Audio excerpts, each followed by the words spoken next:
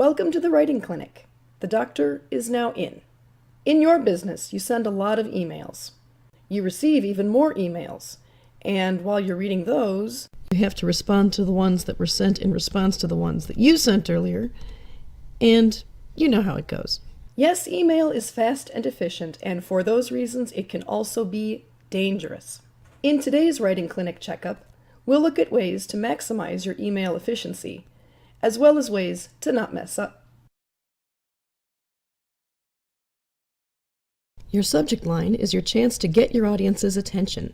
Imagine your recipient opening their email folder to find 50 or 100 messages in their inbox. So single-word subject lines are typically too vague and too short to convey any specifics about what you want.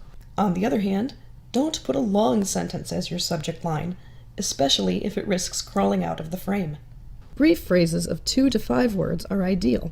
Make your subject line as specific as possible, and if you do need to make it longer, do your best to limit it to around 100 characters. Of course, your level of formality will vary according to what you're writing and to whom you're writing.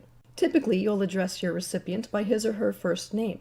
If you're writing for the first time to someone outside of your business or company, address them by their appropriate title, usually either Mr. or Ms. In most cases, the email exchanges that follow will quickly relax into using first names. If you're addressing your email to multiple people, again, use your best judgment about whether your tone should be casual, moderate, or formal.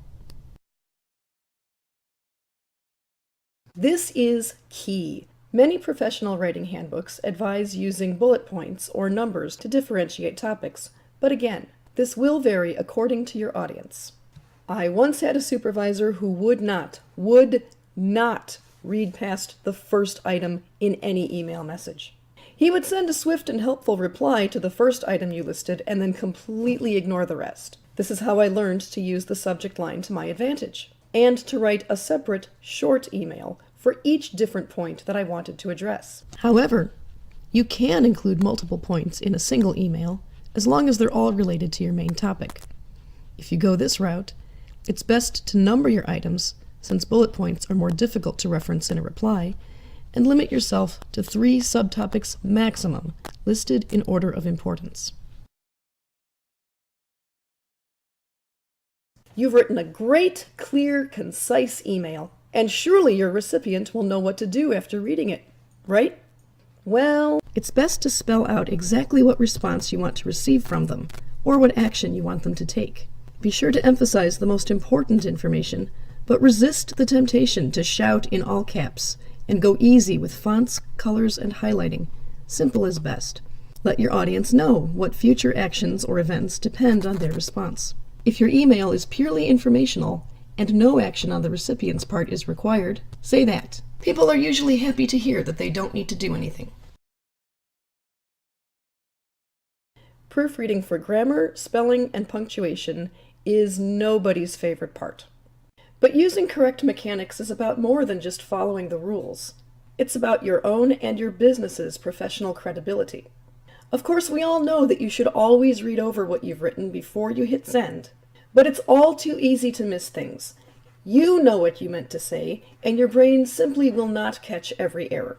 You can trick your brain into editing more carefully, though, by using a technique I like to call back-to-front proofreading.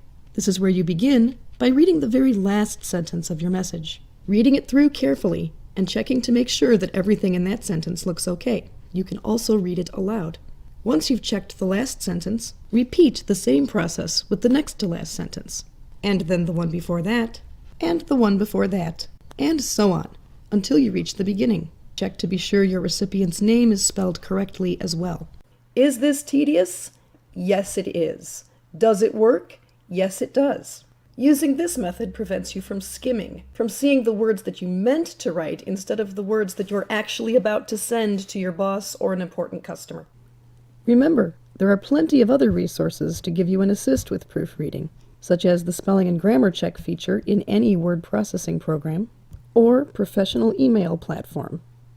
Keep in mind that many of these tools are about 80% reliable, and are best used in addition to, not instead of, proofreading by a real live human being.